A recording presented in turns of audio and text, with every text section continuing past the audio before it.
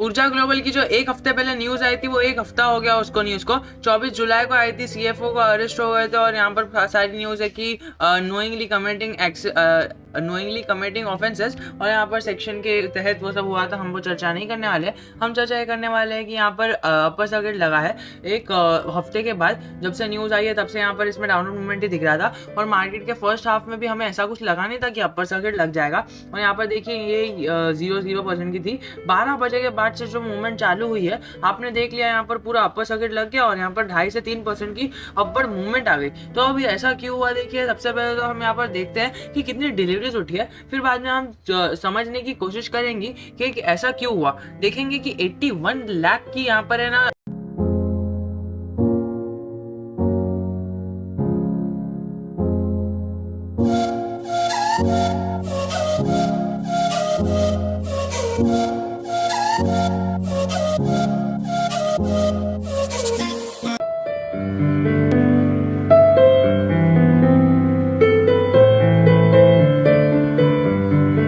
जो shares traded हुए हैं उसकी वैल्यू है 524 लाख। ओके, अगर हम बात करें इसके 81 लाख में से है ना 47 लाख है ना लोग झोली में भर के गए हैं। 58% की जो डिलीवरीज है वो उठाई गई है। अगर हम 1 वीक का एवरेज देखें तो एवरेजली लोग कितना उठा के जा रहे थे नॉर्मली, अगर हम देखेंगे परसेंट में देखेंगे तो यहाँ पर 50% की नॉर्मली लेके जा रहे थे, और एक आध करोड़ यहाँ पर देखिए, हाँ 63% का यहाँ पर 1 वीक का एवरेज है कि लोग है ना जितना भी ट्रेड हो रहा था 63% अपने पोर्टफोलियो में लेके जा रहे थे। इतनी गिरावट के बाद भी मैंने आपको वीडियो बना के बताया था कि कंपनी अलग है और वो जो सीएफओ है वो अलग है, जो मेंबर्स रहते हैं कंपनी के वो अलग रहते हैं और कंपनी अलग रहती है। तो मेंबर्स पे कुछ हुआ तो फिर वो कंपनी पे नहीं होना चाहिए। अब जैसा कि वहाँ पर वो किंग फिशर पे हुआ था, तो वो जो विजय माल्या का केस हुआ था तो वो उनके पर्टिकुलर हुआ था ना, वो दूसरे पे हुआ था। देखिए 2 लोग होते हैं, कंपनी अलग होती है और यहाँ पर जो मेंबर्स रहते हैं वो अलग होते हैं। तो यहाँ पर मेंबर अरेस्ट हुआ है for committing non compliance activities. तो वो कंपनी कुछ ऐसा पाई नहीं गई है ये काम करने के लिए, तो उनका बिजनेस चालू है। और मैंने आपको हमेशा से बताया है, कई सारे लोगों को कंफ्यूजन भी हुआ, बट स्टिल उन्होंने मुझे कहा नहीं, मैंने आपको कहा था कि अगर आपको समझने में कोई भी वीडियो दिक्कत हो तो मुझे बस एक कमेंट कर देना, मैं आपको एक सिंप्लीफाइड मैनर में समझा दूंगा। बट सब लोग मतलब उन्होंने समझ गए कई सारे लोगों को, बट मुझे एक दो कमेंट आया कि ये ऐसा है कि आप कुछ भी कह रहे हो, बट स्टिल यार अगर आपको समझना है तो मुझे बस एक बार मैसेज कर दीजिएगा, कमेंट कर दीजिएगा, मैं आपको सिंप्लीफाइड मैनर में समझा दूंगा। बट अगर हम यहाँ पर देखें 97% लोग बाय करने की सलाह दे रहे हैं। अब ऐसा क्यों हो रहा है? अगर हम लोगों के व्यू देखें ना तो यहाँ पर दिख रहा है कि यहाँ पर जो पी है वो है 166, और जो इंडस्ट्री का पी है वो है 20। अर्निंग पर शेयर की बात करें तो 0.004 है, नेगेटिव कैश फ्लो है। Rest we are all educated to see what is heading view.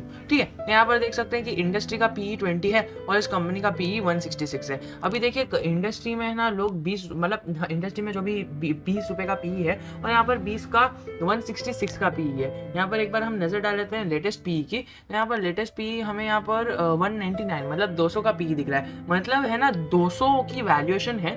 देखिए कंपनी की वैल्यूएशन कितनी है, अगर हम कैलकुलेट करें तो वो आती है 20-30 की, मतलब 20-30 की पूरी इंडस्ट्री की वैल्यूएशन है एवरेज, और इसकी अकेले की वो जो है वैल्यू 200 है। और फिर अपर सर्किट लगा, इसका मतलब क्या हुआ कि 200 मतलब महंगा स्टॉक लेने को भी लोग तैयार है। यानी आप देख सकते हो इतना हाई वैल्यूएशन पे भी लोग लेने को तैयार है, जो हमें एक पॉजिटिव सिग्नल बताता है। तो यहाँ पर इसीलिए बताया कि rest we are all educated और we are heading for a view.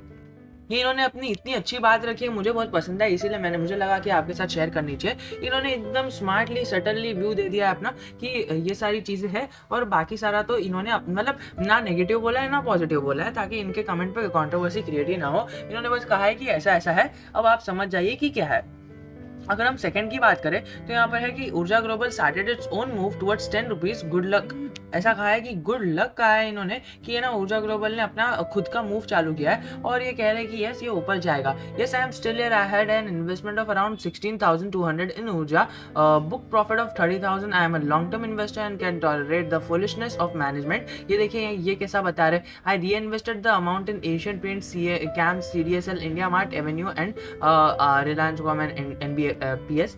तो यहाँ पर क्या बता रहे हैं कि ये मैनेजमेंट की फुलिशनेस की वजह से ये ऐसा हुआ है, ये कंपनी की वजह से नहीं हुआ है। कंपनी का जो भी बिजनेस मॉडल है, जो भी बिजनेस है वो अच्छा चल रहा है। अब वो मैनेजमेंट फुलिश है तो मैनेजमेंट का ऐसा है। अब देखिए ऐसा मतलब कंपनी के पास एक एडवांटेज रहता है कि वो परपेचुअल सक्सेशन का एडवांटेज रहता है। कंपनी का एक फीचर रहता है परपेचुअल सक्सेशन, विच मीन्स कि यार कंपनी के ऊपर है ना कोई लायबल नहीं है कि उसके मेंबर्स बदल जाए, कि कुछ भी हो जाए, कोई मर जाए या फिर कोई भी हट जाए, वो उससे कंपनी बंद नहीं होती है। फॉर एग्जाम्पल धीरू भाई अंबानी ने कंपनी चालू करी रिलायंस। अब धीरू भाई अंबानी स्टेप डाउन हो गए, वो चले गए, तो क्या रिलायंस बंद हो गया? नहीं ना, उसके मेंबर चेंज हो गए, यानी धीरू भाई अंबानी से वो हो गया मुकेश अंबानी। तो इनके मेंबर्स चेंज हो गए, लेकिन कंपनी पे कुछ फर्क पड़ा क्या? नहीं ना, रिलायंस वैसी की वैसी ही है। तो वैसे ही मैं आपको बता रहा हूँ, अगर मेंबर्स के फुलिशनेस की वजह से हम बिजनेस को तोड़ने लगे तो वो तो अलग ही हो जाएगा। फाइनेंस की भाषा में आपको हर एक चीज़ छोटी चीज़ आपको समझनी चाहिए। बट हमें यहाँ पर देखना ये है कि ये जो मतलब एक नॉर्मली न्यूज़ रहती है ना, वो बाजार में एक आध हफ्ते तक रहती है, फिर चले जाती है। तो अभी यहाँ पर देखना ये है कि आगे जाके न्यूज़ क्या आएगी। बट स्टिल वो जो न्यूज़ में जिसने फ़ायदा उठाया, बेरिश कैंडल यहाँ पे देख रहे हैं, moving average, technical indicators, moving average, crossovers, ये सब बेरिश दिखा रहे हैं। एक बड़े प्लेयर ने एंट्री ली और उसको ऊपर कर दिया ताकि ये स्टॉक को एक बूस्ट मिल जाए, बुलिश मोमेंटम मिल जाए, जिससे स्टॉक इन्वेस्टर्स का फ़ायदा होने लगे और वो थोड़ा थोड़ा करके मतलब उस पर गेन होने लगे, इंटरेस्ट, और वो ऊपर जाने लगे। तो देखिए एक मंथ में भी हमें नेगेटिव रिटर्न दिख रहा है और एक वीक में भी हमें नेगेटिव रिटर्न दिख रहा है। पर 1 साल और 3 साल जिसने होल्ड किया है ना, उसे वो अपना खुश है, वो अपने इंटरेस्ट मतलब जो भी पैसा है वो कमा रहे हैं। तो फिर हमें ना ये शॉर्ट टर्म जो भी न्यूज़ है वो शॉर्ट टर्म बिजनेस पे कुछ अफेक्ट नहीं आने वाला है। तो हमें अगर देखना ये है कि अगर आप लॉन्ग टर्म इन्वेस्टर हो तो ये न्यूज़ छोड़ दो, और अगर आप शॉर्ट टर्म इन्वेस्टर हो, आपका पैसा अटका हुआ है, तो आप रुके रहो, ये आगे अच्छी न्यूज़ आएगी और ऊपर चले जाएगा। या फिर ऐसे कोई बड़े इन्वेस्टर एक्टिव हो जाएंगे और स्टॉक में आ जाएंगे तो स्टॉक ऊपर चले जाएगा, आप अपना प्रॉफिट बुक करके निकल सकते हो। तो आशा करता हूँ वीडियो समझ में आया होगा। कुछ भी डाउट हो, I am always a comment away from you. जय हिंद, जय भारत।